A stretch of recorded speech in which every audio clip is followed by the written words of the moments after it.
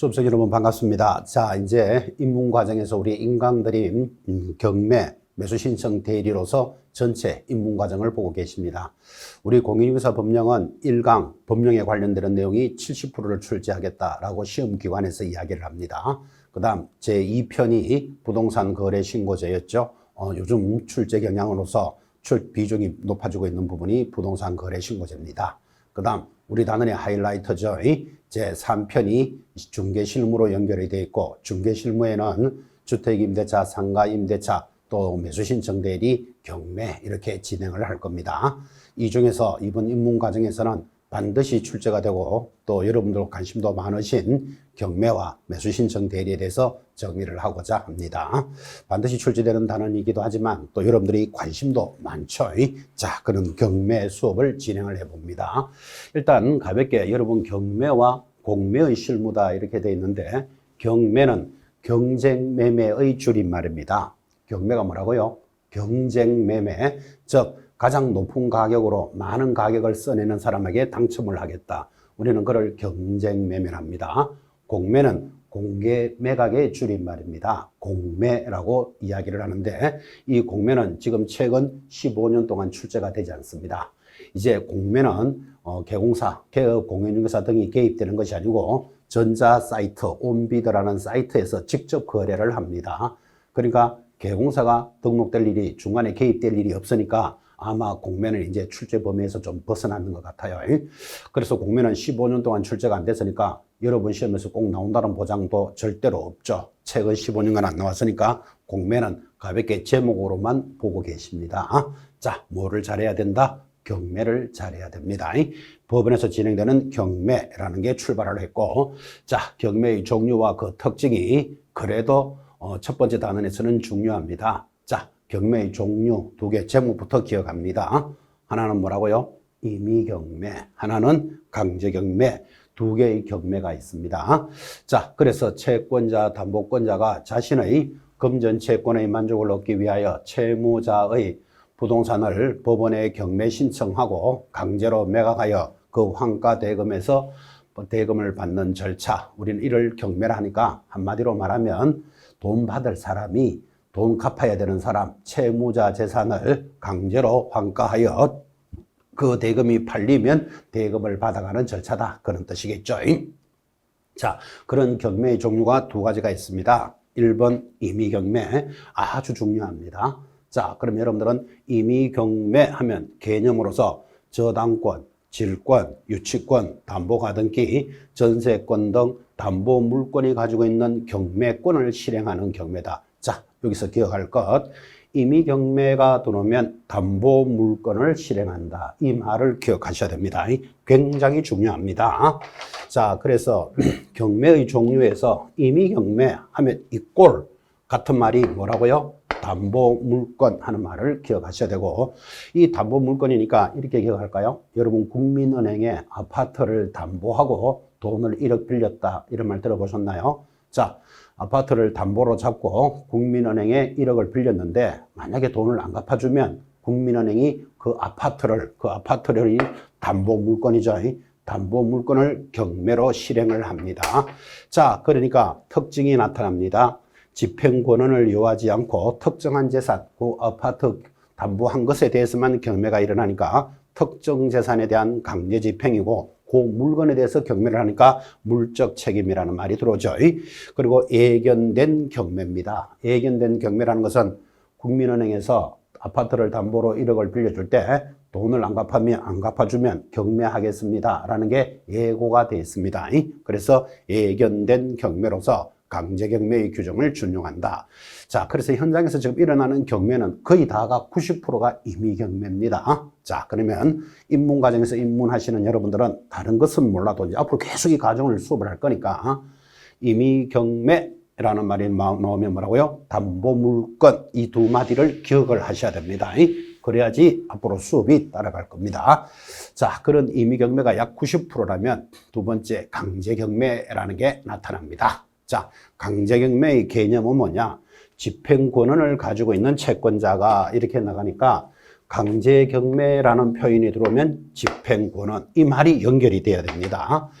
자, 집행권한을 가지고 있는 채권자가 그 채무 명의에 표시된 이행 청구권의 실행을 위하여 채무자 소유의 일반 재산을 압류한 후 그것을 매각하여 그 매각 대금에서 금전 채권의 만족을 얻는 강제 집행을 말합니다. 자, 그래서 집행권은 하는 말을 이해하시는데 특징, 집행권한이 필요하고 채무자의 특정되지 않은 일반 재산에 대한 강제 집행이고 인적 책임이면서 예견되지 않은 경매다라고 특징을 설명해 줍니다. 자, 여기서 이제 중요한 게 느낌이 왔죠. 강제 경매는 집행 권한이 돌아야 된다니까요. 그러면 집행 권한이 뭐냐를 알아야 이야기가 시작되겠죠. 자, 그래서 집행 권한이 뭐냐? 지금 하단에 연결을 해 줍니다. 자, 이 집행 권한이 필요하다 할 때 집행 권한은 여러분들은 집행 권한에 대해서는 판결문이다. 이렇게 기억하시는 게 가장 편할 겁니다. 돈 받을 수 있는 공적인 문서. 집행 권한이 뭐라고요? 돈 받을 수 있는 공적인 문서를 집행권한이라고 대표적으로 뭐다? 판결문 등을 가지고 이야기를 합니다. 자, 이제 경매에 접어들면서 크게 여러분들은 경매의 종류 두 가지를 들으셨습니다. 1번이 뭐였죠? 임의경매. 2번이 강제경매인데 임의경매는 담보권 실행 이 말을 기억하셔야 됩니다. 두 번째, 강제경매는 집행권원 하는 말을 익히셔야 됩니다. 자, 정리가 되고 나면 2번 경락을 받기 위한 준비. 이제 본격적으로 경매를 받으러 가죠. 이때 경락이라는 말은 경매로 낙찰을 받기 위한 준비다. 그런 뜻이에요. 자, 이 물론 아파트가 경매에 나왔으면 내가 마음에 들었으면 경매로 받아야 되죠. 첫 번째 뭐 해야 된다? 정보를 입수하고 두 번째 물건을 분석하게 될 겁니다. 내 마음에 드는지 안 드는지 확인을 하겠죠. 자, 여기는 시험하고 전혀 관계없이 정보 입수와 물건의 분석이 정리가 됐다면 3번 권리 분석. 자, 여기가 시험 범위죠. 자, 물건에 대해서 권리가 분석이 되어야만 이제 경매를 받으러 갑니다. 그래서 여러분 보고 계시는 이 도표, 권리 분석의 표는 반드시 익히셔야 됩니다. 자, 처음 경매 수업을 진행하는 분들은 좀 어렵죠. 이 경매에서 비교적 좀 어렵다라고 이야기하는 이유가 이 권리 분석 때문에 어렵습니다. 그런데 여러분들은 첫 번째 입문을 하시니까 어렵게 보이지만 이제 이 과정을 두 달 단위로 계속 우리는 수업해 나가잖아. 그죠? 그리고 시험에서도 가장 많이 나오는 파트가 권리 분석이니까 꾸준히 권리 분석에 대해서는 중요하다 이 느낌을 가지셔야 됩니다. 우리 이 입문 과정은 여러분들이 어떤 내용을 다 습득한다 이게 개념이 아니고 자, 1년 동안 공부를 해 나가야 되는 데 있어서 어떤 내용이 중요하다더라. 그것은 반드시 알아야 된다더라. 이걸 기억하는 시간이 입문 과정입니다. 입문 과정에서부터 와, 나 이거 암기 못해서 뭐 정신이 없네. 나 체질이 아니네. 그렇게 이야기해야 될 필요가 없죠. 혹은 또 이 공부를 해보신 분조차도 권리 분석이 들어오면 이거 중요하다. 앞으로 어떻게 따라가야 되겠다. 이거 익히는 시간입니다. 그래서 권리 분석이 경매에서는 제일 중요하다. 다시 한 번 더 강조드렸고 권리 분석이라는 수업을 하려면 가장 먼저 알아야 될 것 인수주의라는 말을 기억합니다. 자, 지금 기억합니다. 권리 분석은 뭐라고요? 인수주의. 그 다음에 두 번째는 말소주의. 말소라는 말은 소멸한다 이 말하고 같은 말이죠. 또 뭐 어떨 때는 삭제주의 이렇게도 말합니다. 다 같은 말이죠. 자, 말소한다 그 말이나 소멸한다 또는 삭제된다 다 같은 말. 즉 권리 분석의 뜻은 인수되는 권리와 말소되는 권리, 삭제되는 권리를 찾아갑니다. 자, 그때 인수되는 권리는 원칙이 뭐냐 하니까 매수인이 부담한다. 매수인이 부담한다는 말은 경매로 낙찰받은 사람이 이 권리를 부담해야 돼. 권리를 부담해야 되니까 예를 들어서 내가 3억의 아파트를 낙찰받았다고 치고 3억 외에 만약에 인수되는 권리가 있으면 내가 부담을 더 해야 된다. 부담을 더 해야 되니까 돈이 더 나가야 된다 이 말이겠죠. 그러니까 우리는 인수되는 권리를 위험한 권리다 이렇게 말합니다. 자, 다시 인수되는 권리를 뭐라 그런다? 인수를 해야 되니까 위험한 권리다. 말소주의라는 말은 없어진다, 소멸한다, 삭제된다 이 말이잖아. 그죠? 없어지니까 나로 하여금 부담이 없는 권리. 자, 그러면 경매를 함에 있어서 내가 이 물건을 낙찰받으면 위험한지 안전한지는 확인해보고 들어가야 되잖아. 그죠? 그래서 위험하다를 뭐라 부른다? 인수주의. 안전하다를 말소, 삭제주의라고 합니다. 자, 인수되는 거 위험한 거 원칙적으로 매수자가 부담하는데 어떤 거냐 하면 말소 기준 권리보다 빠른 지상권, 지역권, 전세권, 소유권 이전 청구, 보전, 가등기, 가처분, 환매권, 임차권 이런 등등의 권리들인데 이거 여러분 크게 고민할 필요가 없이 말소 기준 권리보다 빠른에 초점을 딱 잡습니다. 자, 말소 기준 권리가 이렇게 있다면 이 말소 기준 권리보다 먼저 들어와 있는 것, 이 말이겠죠. 빠른 것은 인수된다. 자, 예외적으로 말소되는 게 있습니다. 전세권 요거 시험에 잘 나오죠. 경매 신청을 한 전세권은 뭐 한다? 말소됩니다. 또 배당 요구를 한 경우에도 말소되는데 요 전세권은 말소 기준 권리보다 앞에 있으면 원래 인수되는 권리라 그랬잖아요. 그런데 예외적으로 경매를 신청하거나 배당을 요구하면 말소된다. 그런 뜻이에요. 그때 주택임차인의 대항력 발생일과 등기 신청일이 같다면 대항력이 우선합니다. 그래서 이 대항력은 오전 0시부터 인정을 해준다. 그 시간부터 제시가 되니까 대항력이 우선해준다라는 표현이었죠. 자, 그때 말소 기준 권리가 뭐냐 하고 물으면 이런 등은 암기하셔야 됩니다. 지금부터 근저당권, 저당권, 담보가등기, 가압류 등기, 압류, 경매 신청 등기를 기준권리, 즉 말소 기준권리라고 이 기준권리보다 지금 보이죠? 앞에 있으면 이것들은 인수하는 권리, 요 기준권리보다 뒤에 있으면 이것들은 뭐 하는 권리? 말소되는 권리입니다. 그래서 여기 기준권리와 등기 요 부분은 암기하셔야 됩니다. 근데 뭐 그렇게 어렵진 않죠? 자, 암기 한번 해봅시다. 근저당권, 저당권, 담보가등기, 가압류, 압류, 경매 신청 등기를 말소 기준 권리라고 이거보다 앞에 있는 놈들 이것들은 인수되는 권리, 이것들은 삭제되는 권리 그렇게 정리합니다. 자, 그래서 말소주의 원리 매수인이 부담하지 않습니다. 그러니까 내가 부담하지 않으니까 이 권리는 안전한 권리다. 말소 기준 권리보다 늦은 지상권, 지역권, 전세권, 소유권 이전 청구, 보전, 가등기, 가처분, 환매권, 임차권, 대항 요건을 갖춘 주택 임차인은 삭제되는 권리. 자, 여기 인수되는 권리로서 이 권리보다 뒤에 있으면 원래는 말소된다 그랬잖아. 그죠? 근데 요놈들은 무조건 인수됩니다. 그래서 시험에 잘 나옵니다. 자, 그러면 요 세 가지 권리는 별도로 암기하셔야 되겠죠. 유치권, 법정지상권, 분묘기지권은 옆에다가 항상 인수 이렇게 기억을 해 놓습니다. 자, 그래서 권리 분석이 비교적 어렵고 또 출제도 잘 되는 단원이지만 결코 여러분들은 힘들어 할 필요가 없습니다.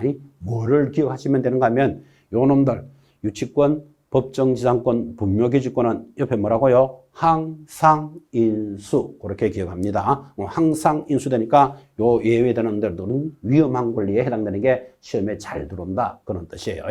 자, 그러면 이제 권리 분석이라는 큰 단원을 여러분 한번 보셨습니다. 자, 다시 정리합시다. 제일 중요한 단원이니까 권리 분석은 인수되는 권리와 말소되는 권리를 찾아가는 것이다. 인수되는 권리는 위험한 권리, 말소되는 권리는 안전한 권리입니다. 자, 그러면 뭐는 인수되고 뭐는 말소되느냐 이렇게 물으면 기준 권리가 있다니까요. 요거는 암기하셔야 돼. 근저당권, 저당권, 담보가등기, 가압류, 압류, 경매 신청 등기를 기준 권리라 부르는데 이놈들보다 앞에 있는 놈들은 뭐 한다? 인수한다. 이 기준 권리보다 뒤에 있는 놈들은 삭제된다 이 말이에요. 삭제가 말소니까. 그런데 요 세 놈은 항상 인수되는 권리다. 항상 인수된다 이 말은 위험한 권리다. 그렇게 정리를 했죠. 자, 비교적 조금 만만찮지만 권리 분석이 되어야만 그다음 그 물건을 경매받으러 갑니다. 자, 그래서 권리 분석을 크게 정리하셨고 오늘 입문 과정에서 여러분들은 인수와 말소라는 개념만 알아도 굉장히 편하다. 이렇게 해서 두 가지를 의식해 놓습니다. 그리고 오늘만 수업하고 말 것도 아니고 계속 확인해 나가겠죠. 자, 그래서 권리 분석이라는 큰 단어를 하나 정리했습니다. 이제 권리 분석도 됐으니까 이제 경매를 받으러 가야 되잖아. 그죠? 경매로 받으러 가는 것을 뭐라 부른다? 경매 절차라고 부릅니다. 자, 이제 경매 절차. 이 표대로 연결이 되니까 여러분 가볍게 입문합니다. 자, 경매하는 절차는요, 대체적으로 목적물을 압류하여 환가한 다음 채권자의 채권을 변제하는 세 단계의 절차로 진행이 됩니다. 자, 경매의 절차가 어떻게 됩니까? 하고 물으면 이렇게 대답하면 되겠죠. 첫 번째, 경매 신청 및 경매 실시 결정을 한다. 이게 첫 번째 단계입니다. 여러분 여기 번호를 1번 달아도 좋겠습니다. 한번 달아봅시다. 1, 2, 3, 4, 5, 6, 7, 8, 9번. 이렇게 해서 이제 그냥 우리가 가볍게 번호를 달았는데 9가지 과정으로 흘러간다. 이렇게 이해하시면 되겠죠. 자, 1번 첫 번째 과정이 뭡니까? 이렇게 물으면 경매 신청 및 경매 개시 결정을 합니다. 자, 물어봅시다. 경매 신청 누가 할까요? 돈 받을 사람, 채권자가 경매를 신청합니다. 그러면 경매 결정을 하는데 경매 결정은 법원에서 해주겠죠. 자, 결정이 되면 이제 두 번째가 뭐다? 배당 요구 종기를 결정하여 공고하는데 이게 아주 중요합니다.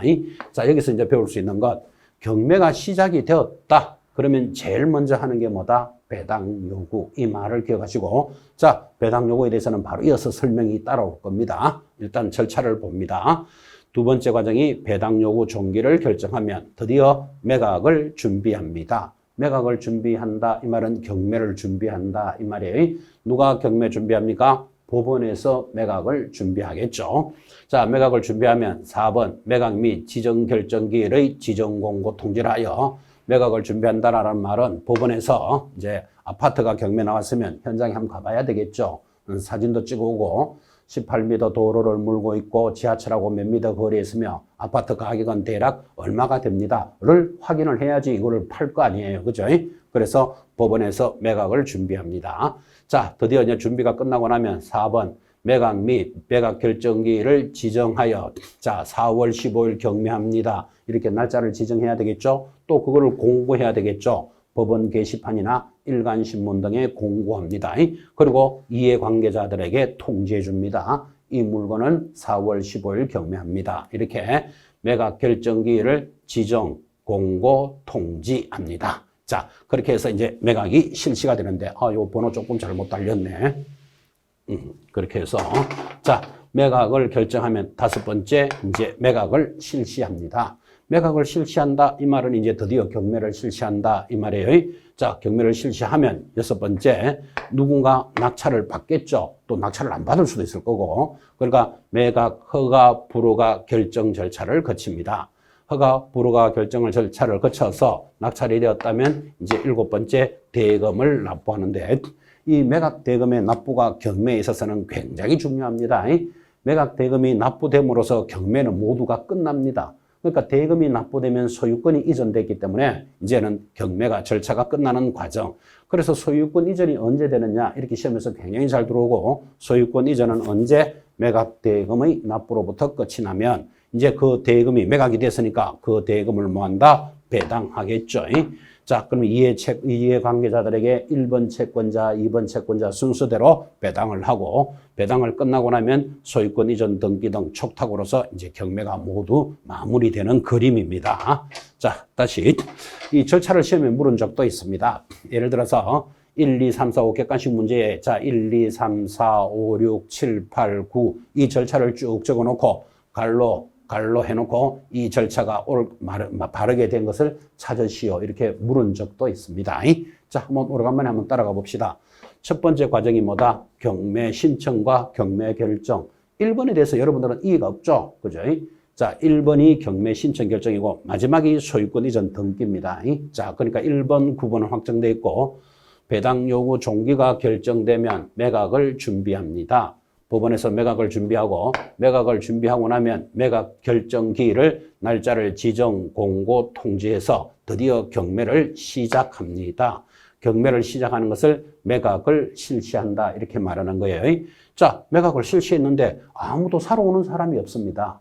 이 경매를 시작했는데 왜 아무도 사러 오는 사람이 없다? 그를 유찰되었다 이렇게 말합니다. 유찰되면 다시 날짜를 잡아야 되잖아. 그죠? 그래서 새매각이라는 게 그렇게 일어난다라는 표시예요.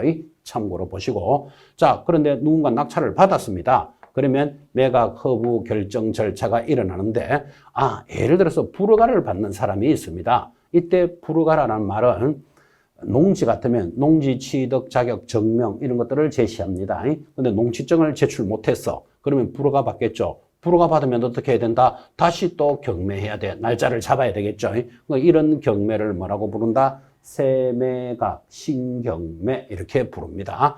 자, 그런데 허가를 받았답니다. 받았으면 어떻게 된다? 매각 허가 결정 절차가 진행됐겠지. 그러면 이제 대금을 납부하시오 이렇게 가는데 마지막 날이 됐는데 대금을 또 납부하지 않는 자가 생길 수도 있습니다. 마음이 변했거나 돈이 준비가 안 됐거나 대금을 안 내면 뭐 해야 된다? 미납하면 다시 경매해야 돼. 그럼 다시 경매하려면 날짜를 지정 공고 잡아야 되겠죠. 그래서 대금 납부에 있어서 대금이 미납이 되면 재경매한다. 그런 표예요. 그러니까 여러분 참고로 보시면 됩니다. 자, 이렇게 해서 이제 매각 허브 결정, 대금이 납부인데 대금을 납부했어. 납부했으면 이제 배당으로 들어간다. 지금 이런 절차죠. 그럼 배당으로 절차가 들어가니까 실질적으로 경매는 이제 끝이 났는 거예요. 배당 다 해주고 그 다음에 낙찰받은 사람에게 뭐 한다? 소유권 이전 등기 촉탁 그리고 부동산의 인도, 명도, 소송이라는 마무리 단계로 접어들 겁니다. 자, 이 9가지 절차가 갈로 역기 시험 문제에 들어올 수도 있습니다. 그러니까 여러분들은 제목 정도는 꾸준히 보시도록 합니다. 특히 미납이 되면 재매각, 이를 재경매를 합니다. 또 불허가를 받거나 유찰이 되면 세매각, 신경매를 하는데 이런 절차들도 지금 이어지는 내용에서 다 설명이 될 겁니다. 그래서 큰 경매 절차도를 보셨습니다. 아마 1년 동안 이 경매 절차도에 따라서 경매 수업이 진행이 되겠죠. 그래서 이 표 꾸준히 유심히 잘 보셔야 됩니다. 자, 이제 경매 절차도를 봤으니까 이 절차에 관련되는 내용으로서 이제 그 내용들이 출발을 합니다. 자, 경매가 진행되고 나면 제일 먼저 여러분 뭐를 합니까? 배당 요구 종기를 결정한다라는 단어를 보셨죠? 좀 전에 표에서. 그러니까 1번 경매가 신청이 되고 나면 이제 경매를 시작한다라고 결정이 되고 나면 배당 요구 종기를 결정하는데, 자, 배당이라는 것은 배당 요구하지 않아도 배당을 받는 채권자, 배당 요구를 해야만 받을 수 있는 채권자로 구분을 합니다. 자, 그러면 경매 등기가 돼 있는 상태에서 배당 요구를 하지 않아도 배당을 받는다는 뜻은 반드시 등기가 돼 있으니까 배당을 해준다 이 말이나 이 물건에 대해서 배당해 주세요 요구하지 않아도 되는 자들입니다. 자, 어떤 자들입니까? 이렇게 물으면 첫 경매 개시 결정 등기 전에 이미 등기를 종료한 자로서 1. 담보권자, 임차권 등기권자, 체납 처분에 의한 압류 등기권자, 가압류권자, 배당 요구 종기까지 한 경매 신청에서 이중 개시 결정이 된 경우의 뒤의 압류 채권자는 이중 개시 결정이 됐으니까 내가 돈을 달라고 요구할 수 있는 권리가 있죠. 이런 자들은 배당 요구하지 않아도 되는 채권자들입니다. 그런데 자, 이런 자들은 반드시 배당 요구를 해야만 받을 수가 있습니다. 자, 배당 요구를 해야만 받을 수 있는 채권자들은 여러분들은 유심히 보시면 등기가 돼 있지 않는 자들은 반드시 배당을 요구해야 됩니다. 1번 집행력 있는 정본을 가진 채권자 배당 요구해야 됩니다. 자, 정본을 가진 채권자와 2번 주택 및 상가 건물 임대차 보호법에 의한 소액 임차인, 확정일자부 우선변제권이라고 그러죠. 이런 임차인은 등기가 돼 있지 않잖아요. 그러니까 자기들이 신청을 안 하면 누구를 먼저 해줘야 될지 알 수가 없다니까, 법원에서. 그래서 등기가 돼 있는 권자, 담보권자, 등기권자, 가압류권자, 이런 압류 채권자들은 등기가 돼 있는 자들이니까 배당을 요구하지 않아도 된다면 등기가 돼 있지 않는 자들은 반드시 배당 요구를 합니다. 3번 근로기준법에 의한 임금 채권자. 자, 근로기준법에 따라서 최우선 변제, 가장 먼저 나가는 채권자들이 있지만 이 자들은 등기가 돼 있는 건 아니잖아요. 상법상 고용관계로 인한 채권이 있는 자 등 경매 개시 결정 기입 등기 후에 가압류한 채권자, 국세 등의 교부 채권자, 즉 등기가 돼 있지 않는 이런 자들은 배당 요구를 해야 될 것입니다. 자, 그러면 여러분 시험 지문에서 자, 경매가 실시가 되면 배당을 요구해야 되는 자는 누굽니까? 하지 않아도 되는 자는 누굽니까? 라고 만약에 문제를 묻는다면 자, 하지 않아도 되는 자 이거 암기, 배당 요구를 해야 되는 자 이거 암기 한다는 게 쉬운 이야기가 아니잖아, 그죠? 그런데 의식을 딱 하시기를 경매 등기 전에 등기가 돼 있는 자들을 이렇게 기억하시면 되잖아요. 등기가 돼 있는 자들은 배당 요구하지 않아도 됩니다. 등기부에서 다 알려주니까. 그죠? 그런데 이 자들은 경매 등기 후에 들어온 자들입니다. 경매가 시작되고 난 뒤에 들어온 자들은 어떤 자가 들어왔는지 경매를 진행하는 단계에서는 알 수가 없잖아. 그죠? 이런 자들, 등기가 돼 있지 않는 자들은 배당을 요구해야 된다. 이렇게 기억하시면 크게 줄기가 편하게 연결이 될 겁니다. 다 암기해서 갈 수 있는 내용은 아니죠. 자, 그러면 경매가 시작되면 배당 요구 종기가 결정되고 공고를 했습니다. 자, 그럼 드디어 이제 2번 매각을 준비합니다. 매각 준비라는 말은 법원에서 이 물건을 팔겠다고 준비를 하는데, 자, 1번 대상 부동산에 대한 물건의 현황 조사와 감정 평가를 하고 공과를 주관하는 공무소에 대해서 최고합니다. 예를 들어서 이 물건이 경매되면 뭐 전기세, 수도세 이런 거 좀 밀렸다고 봐야 되겠죠. 자, 거기에 대한 최고하고 이해관계인에 대한 채권 신고를 최고합니다. 최고한다 이 말은 독촉한다 이런 뜻이에요. 자, 신청할 사람은 신청하세요 라고 독촉을 해줍니다. 그리고 부동산의 평가와 최저 매각 가격을 결정하고 입찰 물건 명세서, 그래서 작성해서 비치하는데 요거를 매각 물건 명세서라고도 이야기합니다. 여기 입찰 물건 명세서를 말하고요. 매각 물건 명세서라고도 이야기하는데, 자, 이 물건을 경매하기 위해서는 이제 법원에서 조사를 나가보니까 18m 도로를 물고 있고 지하철하고는 8m 거리에 있으며 시세는 얼마쯤 되는 겁니다. 라고 이 물건들을 평가한 것을 작성을 하는데, 여기 입찰 물건 명세서나 매각 물건 명세서는 같은 말이기도 하지만 앞으로 경매에 있어서는 매물서라는 말을 굉장히 많이 쓰게 됩니다. 그래서 이게 법원 민사집행과에 매물서를 비치를 해서 이 물건을 경매받고자 하는 자들은 이 명세서부터 확인하고 경매를 받도록 조치를 해줍니다. 그래서 앞으로 여러분들은 경매 입문하시면 매물서라는 말은 굉장히 많이 듣게 될 겁니다. 매물서를 잘 확인해서 이제 권리관계에 하자가 있는지 등을 확인하고 경매 물건을 받게 될 겁니다. 자, 오늘 수업에서 매물서 하는 말이라도 한마디 기억해 놓으시기 바랍니다. 앞으로 경매를 하고자 하는 여러분들은 매물서 하는 말은 굉장히 중요합니다. 자, 이런 매물서가 이제 작성이 되면 드디어 법원에서 매각을 실시합니다. 매각을 실시한다 이 말이 경매를 실시한다 그 말이에요. 자, 우리 민사집행법에 따르면 부동산의 매각은 방법이 3가지가 있습니다. 1번 매각 기일에 하는 호가 경매라는 게 있습니다. 2번 매각 기일에 입찰 및 개찰을 하는 기일 입찰이라는 방법이 있고, 3번 입찰 기간 내에 입찰하게 하고요 매각 기일에 개찰하는 기간 입찰이 있습니다. 그래서 방법은 모두 몇 가지? 3가지가 있는데 실제로 지금 현장에서 일어나는 것은 2번 기일 입찰이 99%죠. 자, 4월 15일 경매합니다. 이것이 기일 입찰이다 그런 뜻이에요. 자, 기일 입찰이 제일 많고 그 다음 민사집행법에는 호가 경매라는 것도 있고 기간 입찰이라는 방법도 있다. 이까지만 기억하시면 되죠. 그래서 매각은 3가지 방법으로 연결이 되어 있습니다.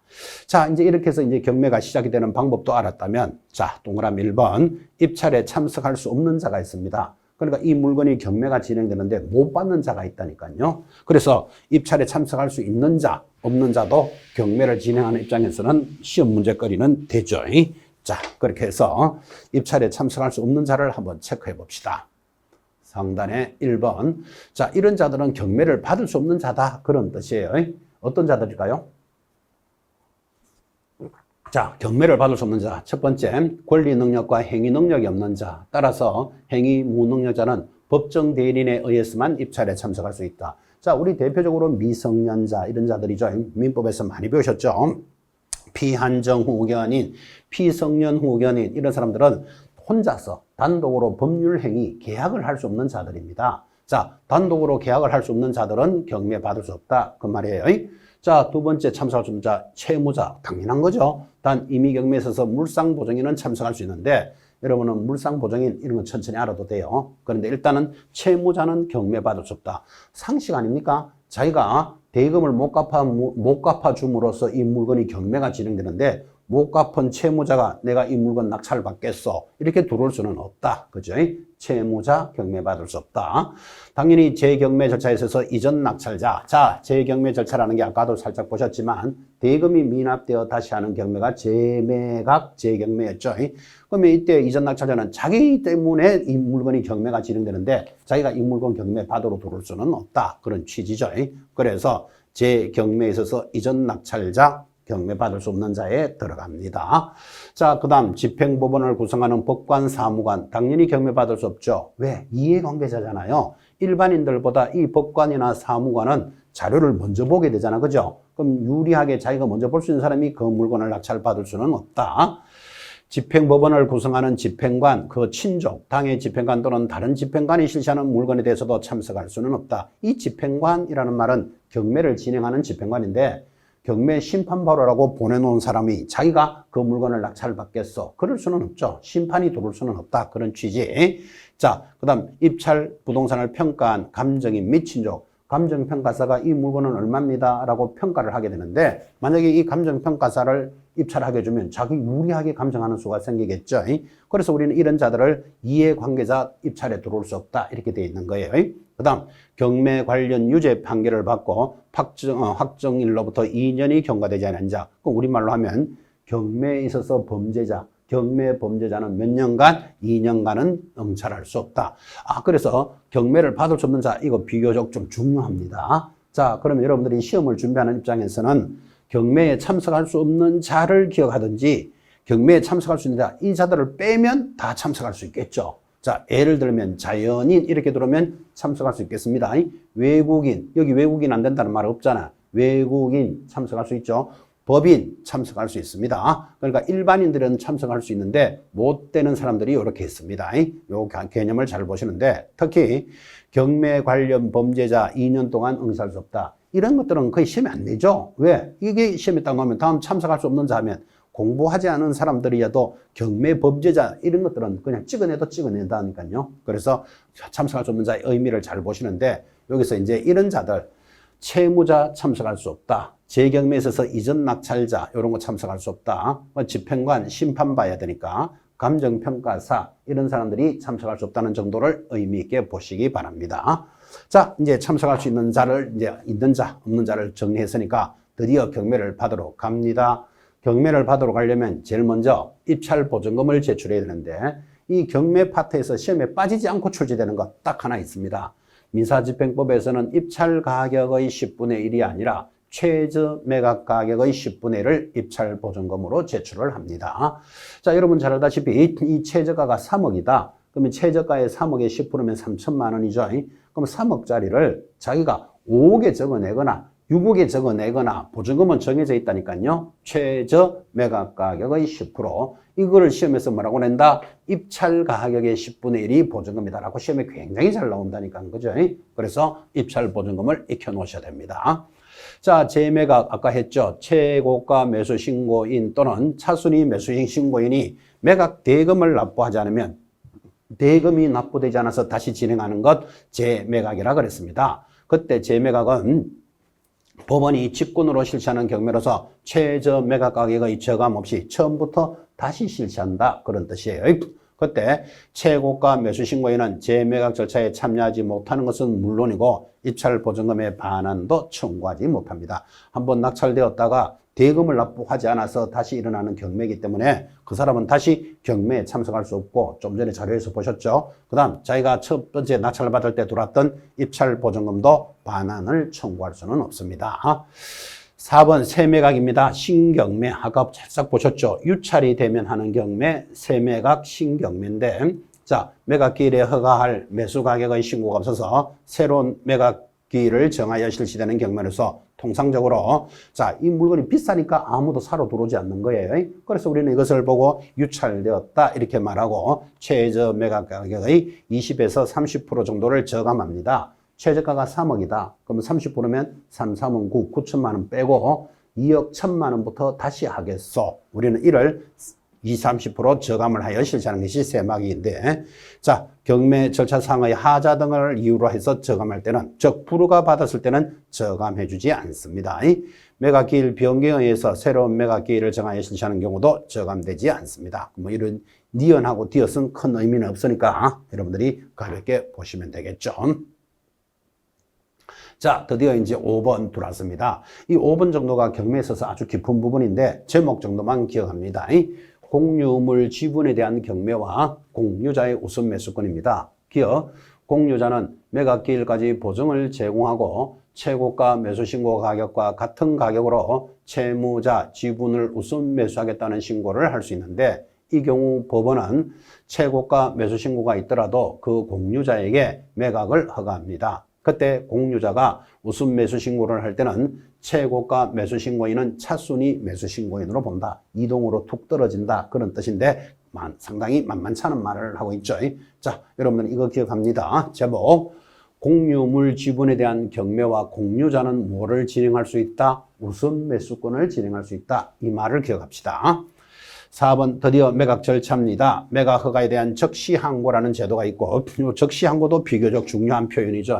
자, 적시항고라는 말은 저 사람이 이 물건을 낙찰을 받았는데 부정한 방법으로, 이상한 방법으로 낙찰을 받았어. 그러면 나 저것에 대해서 이의를 제기하겠다. 이의를 제기하겠다를 뭐라 부른다? 적시항고합니다. 근데 이 이의를 제기할 수 있다라고 법에 되어 있으니까 관계도 없는 자가 지나 개나 이의를 제기하여 경매 절차만 지연을 시키는 것을 방지하기 위해서 이렇게 적시항고를 할 때는 매각 허가 결정에 대한 항고를 하고자 하는 모든 사람은 보증으로 매각대금, 즉 낙찰대금의 10분의 1에 해당되는 현금 또는 유가증권을 공탁하도록 되어 있습니다. 그때 채무자나 소유자의 적시항고가 기각이 되면 보증으로 제공한 금전이나 유가증권의 반환은 청구하지 못하고 이는 배당재단에 편입되어 배당의 대상이 됩니다. 즉 항고를 했는데 기각이 됐답니다. 기각이 됐다라는 말은 이 항고가 이유 없다. 기각이 되면 보증금은 몰수하겠다 이런 뜻이니까 함부로 이의 제기하지 마세요 이런 뜻이에요. 그래서 여러분들은 매각대금의 10분의 1 이런 게 이제 시험용이죠. 자, 항고를 할 때는 말로만 하는 게 아니고 대금을 보증금을 하는데 매각대금의 10분의 1 이런 것들이 이제 시험 문제로서 연결이 됩니다. 자, 그래서 매각 절차 보셨습니다. 자, 이제 항고 절차까지 다 진행이 됐으면 이제 이의를 제기할 사람이 없다. 그러면 이제 드디어 5번 매각 대금을 납부하게 되는데 아주 중요한 말이 연결이 됩니다. 자, 이때 5번 매각 대금이 납부가 되면 이제 중요한 것 소유권을 취득하게 되니까 우리가 이 경매 물건을 왜 낙찰을 받죠? 이 물건이 마음에 들어서 내가 낙찰을 받았다는 말은 이걸 내 걸로 하고 싶어서 소유권을 가지고 싶어서 내가 낙찰을 받는 거잖아. 그죠? 그러니까 언제 소유권이 이전되느냐는 가장 중요한 문제예요. 그래서 소유권의 취득 시기는 언제인데 이렇게 물으면 대금의 납부다 이렇게 대답을 합니다. 자, 매각 허가 결정이 확정이 되면 법원은 대금의 지급 기한을 정하여 여기서도 중요한 말, 이 기한을 정하는데 이것을 기일을 정하여 하면 틀리는데 글자 한마디에 완전히 한 문제가 왔다 갔다 하고 있죠. 그래서 대금의 지급 기한을 정하여 이를 매수인에게 통지하고 매수자는 대금 지급 기한까지 언제든지 매각대금을 납부합니다. 그때 2번 매수인은 배당표의 실시에 관계되는 채권자들이 승낙을 하면 매각대금의 한도에서 매각대금의 납부에 대신하여 채무를 인수합니다. 세 번째, 배당받을 채권자가 동시에 매수인이라면 매수인은 자기가 수령할 배당금과 매각대금을 배당하기 위해서 상계할 수도 있습니다. 자, 1번 저당권자 국민은행이 1억을 받을 게 있습니다. 자, 1억을 받을 자가 있는 자가 물건을 낙찰을 받았다. 그럼 내가 5억에 낙찰을 받았으면 5억이라는 대금을 납부해야 되는데 어차피 대금 납부하면 1순위로 내가 1억을 받아야 될 사람이에요. 그러면 그 1억을 받을 거니까 상계해서 4억만 납부해도 된다 이 말이에요. 배당에 의해서 상계할 수 있다. 서로 계산해 주겠다. 편리한 부분이니까 익혀놓는 게 좋겠습니다. 자, 그래서 5번째, 대금이 납부되면 소유권은 이전된다. 이 단원이 중요했다면 이제 경매 마무리죠. 6번째, 배당 절차로 접어듭니다. 자, 요 배당 절차가 10년에 한 번꼴로 출제를 합니다. 그래서 아주 양이 많죠. 봐요. 배당 순서 이렇게 들어오는데 10년에 한 번꼴로 출제되니까 이제 34회를 준비하는 여러분들은 좀 자세히 볼 필요가 있습니다. 아주 복잡한 내용이긴 하지만 이게 경매의 마지막 절차로서 배당을 어떤 순서로 해주느냐 이것도 비교적 중요한 단원인데 양이 많다 그죠? 10년에 한 번꼴로 출제가 되는데 이제 여러분 34회 때는 이제 한 번 올 때가 돼 갑니다. 자, 그러면 예를 들어서 이 물건을 5억에 낙찰을 받았다고 칩시다. 그럼 5억에 누군가 제일 먼저 받은 사람이 있겠죠? 그럼 5억에 받았다면 대금이 5억이 납부가 되었는데 그 5억이라는 돈을 어떻게 쓰느냐 이 말이에요. 그걸 어떻게 한다? 배당을 해줍니다. 자, 그런데 이 배당을 해주는데 배당 순서가 법으로 정해져 있습니다. 자, 1순위. 1순위라는 말은 무슨 말이죠? 제일 먼저 배당해주는 자다. 그죠? 첫 번째 뭐 경매 집행 비용. 그리고 저당 부동산의 제3 취득자가 지출한 필요비, 유익비 등은 1순위로 배당을 해줍니다. 자, 필요비, 유익비라는 말은 이런 이야기죠. 이 주택이라고 칩시다. 이 주택이 경매가 넘어왔는데 지붕이 고장났어. 그 지붕이 고장이 나면 한여름에 비가 막 맞고 하면 이 물건 다 썩겠죠. 그런데 누군가 이 물건을 낙찰 받고 싶은 사람이 지붕을 수리합니다. 그 지붕 수리비가 500만 원이 들어갔습니다. 자, 그럼 이 물건이 경매로 끝나고 나면 그 지붕 수리한 비용부터 제일 먼저 해주겠다 이 말이에요. 당연하죠. 그 경비가 없었더라면 이 물건이 경매가 안 될 거니까 그를 우리는 뭐라고 부른다? 필요비, 유익비다 말하고 제3 취득자가 취득한 필요비, 유익비 가장 먼저 배당해 준다 그런 뜻이에요. 당연한 거지. 자, 그래서 경매가 끝나고 나면 제일 먼저 배당해 주는 것 집행비용, 필요비, 유익비. 자, 요거 배당해 주고 나면 이제 남아있는 돈들을 가지고 2순위 주택과 상가임차인의 소액보전금. 우리 주택임대차, 상가임대차에서 많이 배우셨죠? 최우선 변제권입니다. 최우선 변제권은 누구보다도 먼저 해주는 것, 그를 최우선 변제라고 주택과 상가임차인에 대한 소액보전금, 그리고 근로기준법에 따라 근로자의 최종 3개월치 임금 퇴직금도 가장 먼저 나갑니다. 2순위. 자, 이렇게 2순위 배당하고 나면 남는 돈이 생기겠죠? 자, 그 돈은 가지고 당해세. 국가가 어떤 놈인데 세금 밀린 거 놔두겠습니까? 자, 이 물건이 경매로 진행되면 재산세나 뭐 종합부동산세 이런 거 한번 밀릴 수도 있겠죠. 국가가 해당되는 세금 다 받아갑니다. 대표적으로 당해세는 자산재평가세, 종합토지세, 재산세, 도시계획세, 상속세, 정려세 등등등 뭐 갈로 안에 있는 문제들은 크게 읽을 필요는 없어요. 하여튼 국가가 밀린 세금 다 받아갑니다. 자, 그리고 이제 4순위 이제 여기서부터가 중요합니다. 그 물건에 대한 1번 저당권자, 전세권자, 담보가 등기, 임차권 등기가 있는 주택상가, 즉 우리말로 하면 등기되어 있는 자들의 순서대로 나간다. 뭐 등기되어 있는 순서대로 나가되 만약에 확정일자를 찍었다면 우선 변제권이 있는 주택상가 임차인, 당해세 외의 국세, 지방세에 대한 법정기일, 즉 신고한 날짜에 대해서 이들 간에는 시간 순서에 따라서 배당이 실시된다. 이런 부분들은 경매에 대해서 굉장히 깊은 부분이니까 4순위는 저당권 등 등기순위 우선 변제권이다. 이렇게 기억하시면 됩니다. 자, 4순위 배당해주고 나면 사실은 거의 다 그 돈은 남아있지 않을 가능성이 높습니다. 그래도 순서는 정해놨다니까요. 5순위, 2순위로 배당되는 임금 등을 제외한 기타 일반 임금, 6순위 각종 공과금 채권, 예를 들면 뭐 산업재해 보상금, 건강보험료, 국민연금 보험료 등이 밀렸다면 그거 밀린 거 다 받아갑니다. 마지막 7순위가 일반 채권입니다. 개인과 개인이 빌려주고 받는 돈을 일반 채권이라 하죠. 자, 그러면 이 단어만 보시더라도 만약에 이걸 10년에 한 번꼴로 출제하는데 자, 다음 순서가 맞는 것을 찾아라. 이렇게 문제를 낼 수밖에 없잖아. 그죠? 그러면 여기서 가장 핵심적인 걸 잘 봐놓는 거예요. 자, 여러분 1순위 하면 뭐다? 경매 비용. 요거 기억해 놓습니다. 비용은 항상 1순위로 나갑니다.